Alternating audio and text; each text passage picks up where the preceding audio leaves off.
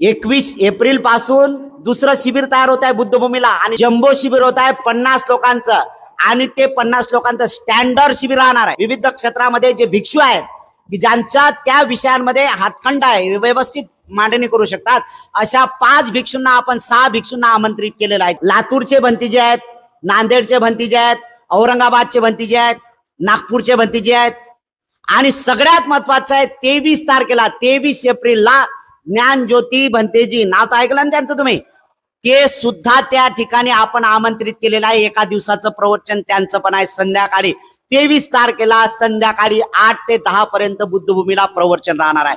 आपण त्या माध्यमातून एकच उद्देश आहे, लोकांपर्यंत बौद्ध धम्म हा पोहोचला पाहिजे।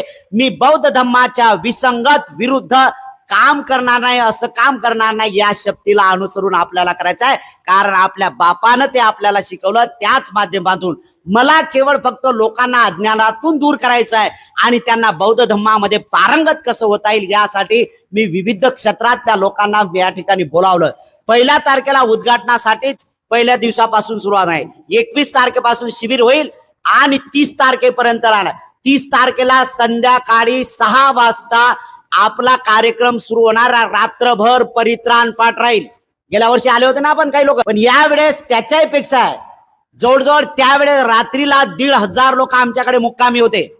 यावर्षी जास्त लोक होणार आहेत याचे मला आहे, म्हणून काही लोकांची जेवणाची व्यवस्था सुद्धा आम्ही करणार आहोत। संध्याकाळचं रात्रभर परित्राण आहे, सगळ्या गोष्टी कराव्या लागतात आणि म्हणून हा कार्यक्रम बुद्ध जयंती केवळ फक्त बोधिसत्व बाबासाहेब आंबेडकरांनी आम्हाला जो बुद्ध सांगितला तो बुद्ध या ठिकाणी या सगळ्या गोष्टीचं अनुसरण करण्यासाठी आपण मार्गदर्शनही करणं तेवढंच महत्वाचं आहे। म्हणून इतपर मी बुद्धाच्या शिकवणीप्रमाणे वागे अशी प्रतिज्ञा करतो। हे 22 प्रतिज्ञेतला शेवटचा सार आणि मग त्यानुसार हे आपल्याला करायचं आहे। मी बाबासाहेब आंबेडकर आणि बाबासाहेब आंबेडकरांनी शिकवलेल्या या मार्गाचा अनुसरण्याचा प्रयत्न करतो आणि लोकांपर्यंतही पोहोचण्याचं काम करतो।